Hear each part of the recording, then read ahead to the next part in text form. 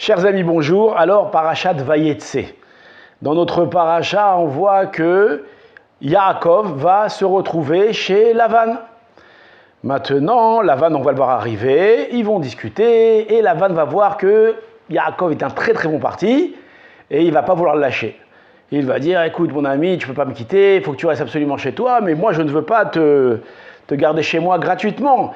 Dis-moi quel est ton salaire. Qu'est-ce qu'il va lui dire Yaakov? Dis-moi, j'accepte de rester chez toi pendant 7 ans, si tu me donnes ta fille Rachel.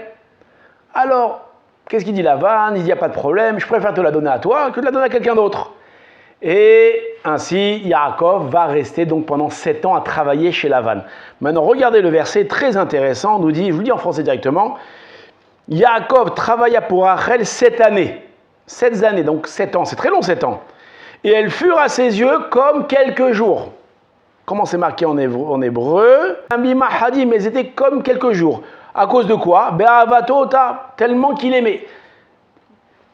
La question que les commentateurs posent, dit, je ne comprends pas. Au contraire, s'il aimait tellement Rachel, et il était tellement pressé de se marier avec elle, alors les jours auraient dû être une éternité. Alors comment est-ce que le verset il dit qu'ils étaient à ces jours comme quelques jours? Ouais. Il aurait dû dire, wow, c'était très très long à attendre, c'était très difficile, et à la fin, c'est arrivé. Alors écoutez, de ce verset-là, on apprend un très grand moussard. Il y a, lorsque on attend quelque chose, d'accord, on est empressé que cette chose, elle vienne, alors si notre but n'est que la chose qu'on attend, alors forcément toute l'attente, elle est inutile et elle est longue.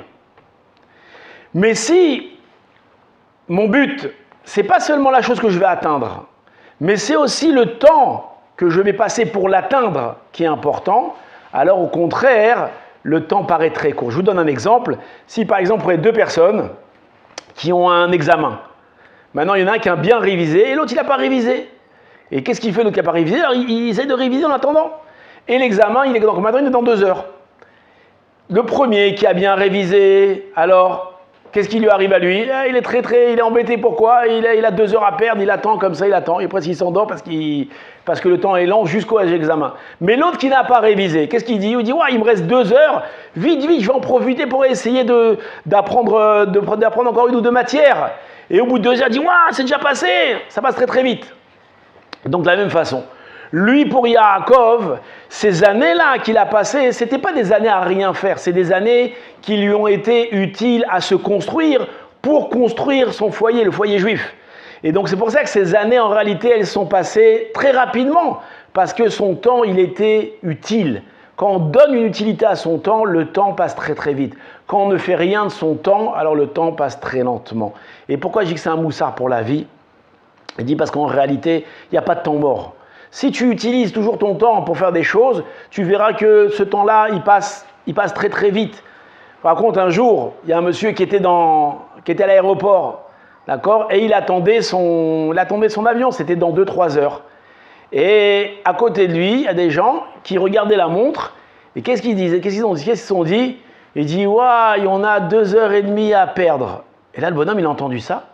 2h30 à perdre? Et il s'est dit, moi, mais j'ai pas 2h30 à perdre de ma vie. 2h30 de ma vie à perdre! Qu'est-ce qu'il a fait? Il s'est levé, il est rentré à la maison d'études, là-bas à l'aéroport, au Beth Midrash, et il s'est assis, il a commencé à étudier. Et donc, il n'a pas perdu 2h30, mais au contraire, il a gagné 2h30. Donc, apprenons de Yaakov et cessons de perdre notre temps inutilement.